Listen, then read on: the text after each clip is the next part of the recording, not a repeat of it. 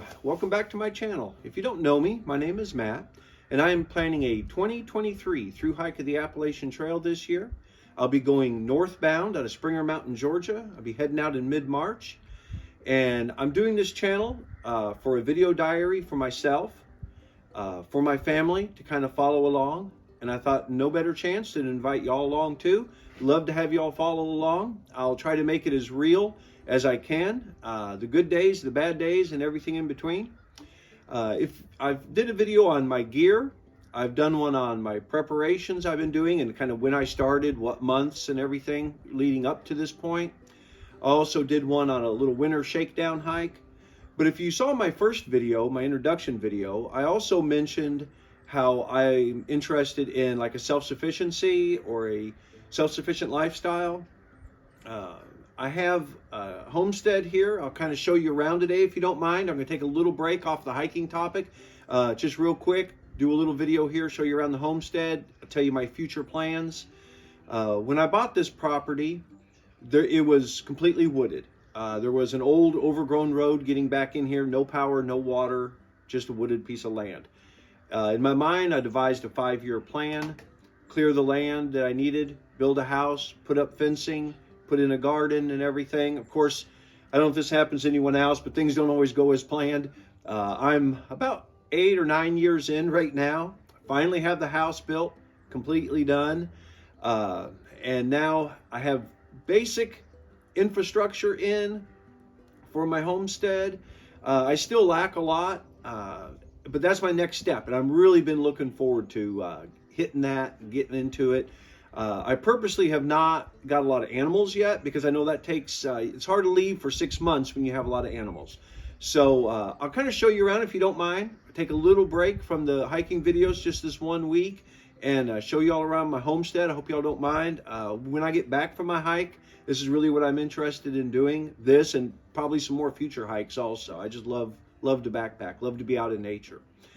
So what I have here, and I'll kind of show you around, I'm sitting on just almost 70 acres. It was all wooded, like I said, and I've cleared off just what I needed. So there's room for a garden and everything, room to raise a few animals, good-sized wood lot to supply with firewood. So if you don't mind, let's take a little walk around the property here and kind of show you around, and we'll get this thing going, okay? First, we'll come up here by the garden area. Of course, right now it's during winter, and since I'm planning on having this just dormant for a year while I'm on trail, I have tilled it up, put some mulch down, put plastic over it. Here in the Arkansas Ozarks, we are blessed with rocks and a heavy clay soil, so it takes quite a while to get a garden area set up and everything. I think I'm on about 5 years. I'm finally starting to get something that at least resembles soil. I've done cover crops and clover and such. So you don't need an area this big, honestly. I use about 1/4 of this normally for growing. But I tell you, it's nice to have the bigger area for cover crops. And I'm planning on one day maybe putting corn in, doing a little more, getting into some more canning and such. But this is my garden area. Then I used to have honeybees, had them for several years, had a really good successful hive. And then this last year, I'm not sure what happened, but I had 2 hives full and they both absconded within about 1 month. And I know several other people that have bees around here and they had the same problem this year. Right now, this is my top bar hive. This is where I had my main hive, and I really was not getting honey out of here. I was just letting them have this and multiply, and then each year the hive would split, and then I would attempt to capture the hive after it split, put it in a separate hive. Since I was gone and my other regular hives are not being used, I'm letting my daughter-in-law borrow those for this year because she is getting into honeybees now.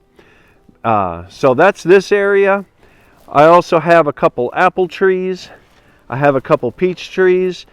This area, I'm planning on putting more trees in for more fruit, and maybe a section with blackberries, raspberries. Blackberries grow wild around here. In fact, I have some black raspberries that also grow wild. So what I've done so far is just, if they start growing in an area that I can work with them, then I will just leave them and kind of keep them trimmed and use them wherever they decide to grow. So this is going to be the orchard. I'll have beehives here in close relation to the garden area. So we'll look at some other areas around here. The next thing we'll cover over here is my brother and I put in a sawmill. We have, I have about 70 acres, a lot of red oak, white oak, hickory, a lot of hardwoods. So you can only use so much firewood. So a lot of what we do, I'll cut up and use for other things. Like the first project was the building that the sawmill is in. We cut all that except for the floor, and the roof is metal. But all that is cut out of oak here off the property. I'm sure we'll get into running the sawmill some. It's a Woodland Mills, and I've been happy with it. It's been a good sawmill. We've cut quite a lot on it. My younger brother is building a house also, and his whole deck, he has 2 floors of deck, and it's all aromatic red cedar for the decking. Maybe we'll get some photos one day of that. But that's the main reason we bought it, so we can use it for building outbuildings. I'll show you my cabinets in the house. The face frames are all from oak off the property. Also, my boy and I cut out or picked up a walnut tree that someone in town had cut, and it was just laying in their yard. They didn't know what to do with it, so we brought it home. And we didn't cut it on this. At the time we had an Alaska mill with the chainsaw, but we cut it, dried it, and ended up making a bar top out of it, and he's made a couple tables out of it. So you know, all that wood is free. It just takes a lot of labor to do stuff like that. So there's the sawmill, and when you have a sawmill, you always end up with lots of firewood. So the firewood makes for free heat, and the way gas and oil is going up and electric, free heat is a nice thing to have. Now, I do still run my electric heater. I don't run it completely off of the wood here, but I put a big dent in it. The heater really doesn't run very often. These are all a pile of slats from the sawmill, which you'll have plentiful pile of these when you start running the sawmill, and these are all great for firewood. We don't really waste much of anything here. Whatever we can use, we use the best. I mean, even the sawdust and everything can be used for mulch as long as you don't get too carried away. But so we have good supply of firewood here, and we have wood for building buildings or furniture or whatever you need. This area adjacent to the garden, we had pigs in here a few years back, but I think what I'm going to do is fence a smaller section off, put a chicken coop in next year, and have kind of an entrance so on the off season the chickens can go into the garden area and scratch and eat bugs and such, and the rest of the year we'll have a nice little run here. I'd also like to put a totally enclosed run with a roof and everything to keep the hawks and the possums and the raccoons and everything away from my chickens. I've had chickens in the past, and boy, you get a raccoon in there, they can tear you up. So that's kind of my plan for this area. This will be a chicken run. Let's take a walk down the hill here. Just down from the house, I have a fenced-in area. It's about, acre and a half, something like that. And at one time, we had a horse down here. So there's a little horse barn building for them, a little bit of a shelter. I believe my long-range plan on this area is going to be to improve the fencing and the gates, and put possibly some sheep down here, or maybe goats, or maybe both. It's not a big area, but it has pretty good grass. This was the only area when we bought the place that had a little bit of grass. It was all overgrown by cedars and had been left go for a while, but it was the only area that had any grass. Everything else had to be cleared out. So we'll take a little look around down here, and I'll show you this area. So with my long-range plan, I have my vegetable garden, and I will have chickens, possibly rabbits, up by the house. Down here, which is a couple hundred feet from the house, I will put in maybe some sheep down here, or maybe long-range plan, maybe even a cow, possibly a Dexter, something like that, a smaller cow that's easy to take care of, and possibly that in the future also. So let's take a look around down here. Okay, this is inside the gate area. It's just about an acre and a half that's fenced in. Over here, there's actually some of those blackberries I was mentioning, how they just kind of come up wherever. So I thought, well, maybe I'll just kind of let them go down here, and I'll have some blackberries. Of course, if I put goats in here, those will be gone first thing. But I have a little area. The grass is pretty decent normally down here, and there is some shade with the oaks. I like leaving the trees. If I can, and they're healthy looking, I'll leave them. This is my little area I'll have to improve for goats or sheep. Right now it's been become a storage area, but at one time the horse had a little stall in here, and the enclosed side was for feed and that sort of thing. So that's kind of my plan for down here. This is my pond area. Right now it's a little muddy because we just got 2 or 3 inches of rain a few days ago. But this is the pond area. I built this when we bought the property also. There was a little bit of a low spot in here where the water runs. So it's actually pretty deep. It's a good 8 feet deep at least at the deep end across the right side. I've stocked this a couple years ago. I have bluegill in here and catfish. So that is another source of protein that you don't always think of. It's not too hard to build a pond. Put some fish in there. It gives you a little bit something different that you can fish out of here, and it gives you a little entertainment too. So we'll walk around here in a second. Here's the pond from the dam. When we cleared the property, what I ended up doing is I just bought a bulldozer, used it for about 5 years to clear everything, build everything I needed. I was able to dig out the walkout basement for the house with it, and cleared all this land, fixed the road, or built a driveway basically. There wasn't much here.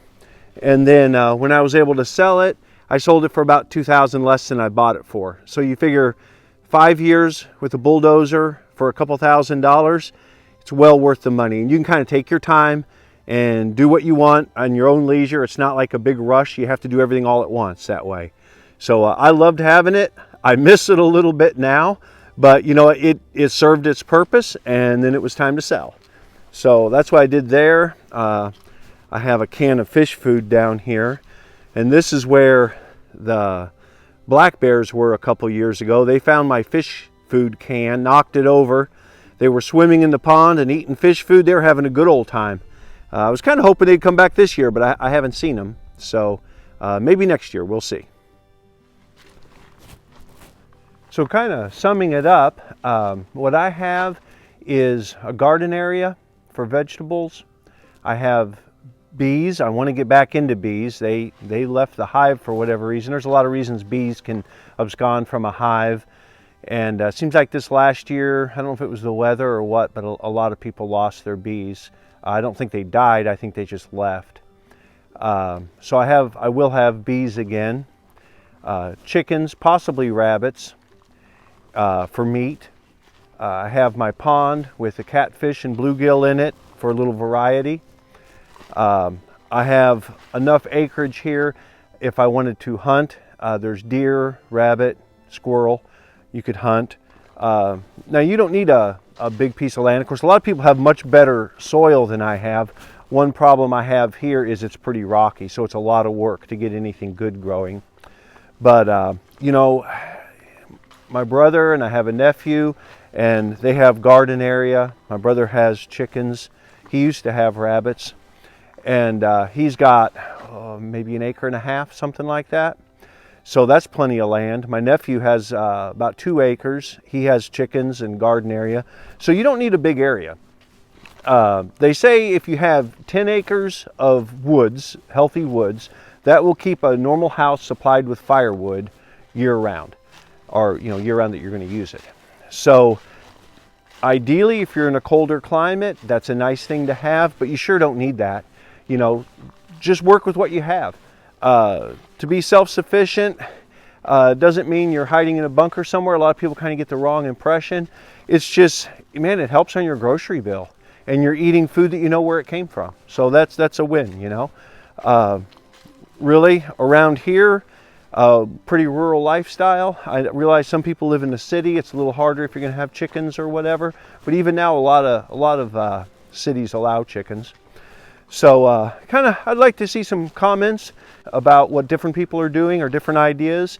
Like I said, right now, man, my focus is on getting that Appalachian Trail, getting down there, getting set off. I am 4 weeks out on my countdown. I just can't believe how quick it's going.